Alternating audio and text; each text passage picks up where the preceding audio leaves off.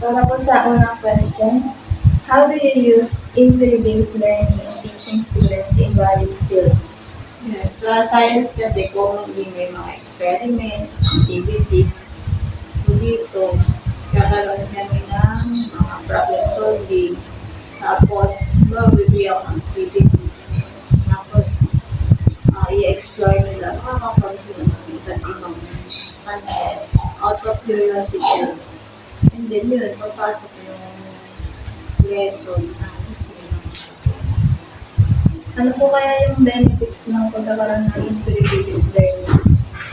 Yun, dahil sa bata mong gagaling, mas, mas, yung learning nila, mas magiging efficient. Tapos, syempre dahil sa kanya nangyagaling mas natatandaan mo. Kasi based on experiment, tapos based on their observation, na a-activate yung kanilang curiosity sa pagkatuto. Tapos, Okay po. Para naman po sa number 2, second question. What method or technology do you think is the most effective in teaching students? yun kasi madami tayong methodologies and strategies. Siyempre, nakadepende sa kung anong klase ng estudyante meron. Siyempre, dapat i-assess mo yung pangangailangan nila. Kung sila ba ay independent learners, siyempre, mas gagamitan mo ng strategy na bagay sa kanila. Kung sila naman ay medyo academically challenged, hahanap ka rin ng methodologies na babagay sa kanilang level. So, depende talaga sa klase ng students. Kaya, importante sa guro na i-assess mo kung ano yung estudyante na tuturuan. Para, kasi baka mamaya gumamit ka ng strategy na ang hirap, pero ang kaharap mo hindi ganyan sila ka-advance. Hindi makukuha yung outcome na gusto mo ituto. Pwede ka po ba magbigay ng example po ng methodology? Mga methodology, ito nga yung inquiry-based approach, reflective learning, merong experimental learning, malamig. Depende talaga sa mga student. Paano naman po dun sa mga technological tools? Ano po yung naging pinaka-useful and efficient po na tools na magamit mo para sa students? Yung mga PowerPoint, yan. Ayun, commonly kasi gumagamit kami ng PowerPoint, videos, tapos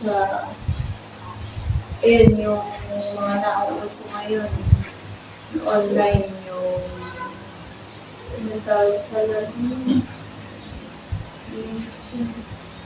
Kahoot, yan. Yan. Website. Mga website. Yun. Pwede na po tayo. Number 3 question. How will you manage your class to encourage participation in classroom discussion? Yan. So, lagay dito. Siyempre, dapat yung lesson mo maging engaging. Tapos, mapil nila na sila ay accepted doon sa classroom, na sila ay involved para naturally mag-participate sila sa lesson. Dapat lahat ay tatrato natin ng antay-pantay o discrimination. At yun nga, dapat ma-feel nila na yung classroom ay para sa kanila. Hindi sinabi nila ma-feel na sila ay out of place para ma-encourage sila na may pag-participate sa lesson. So, last question na po tayo. How will you manage your students' inquiries and questions in class? Ayan. So, karaniwan ito kasi bigla-bigla na lang yung mga tanong na inaano mga estudyante. So, pwede tayong, may magtatanong. pwede mong tanong ng estudyante mo, sino pwedeng sumagot ng tanong ng kaklase niyo, may idea ba? Kaya yung tinatawag natin yung peer-to-peer teaching. Para sila mismo, like, tutulungan doon sa mga ideas na nila. So, brainstorm yung pumapasok din. Tapos, pwede rin dahil tayo naman ay advance ngayon, gumamit ng technology, mag-search. Kasi nga ngayon, one click away lang, andyan ang mga sagot. So, pwede yun. Advice sa mga make use the technology. Pero ikaw, kung as a teacher, kung alam mo naman, syempre dapat advance ang pag-aaral mo, hindi lang mo sa topic. Kung alam mo sagutin, hindi explain. Pero syempre may pagkakataon naman talaga na minsan out of the blue yung tanong. Yun, pwede natin magtanong sa grupo kasi may alam or mag-search sa internet. O kaya, strategy. Okay, that would be your assignment. Research on that question. So, mas na-elaborate. So, na-involve lang.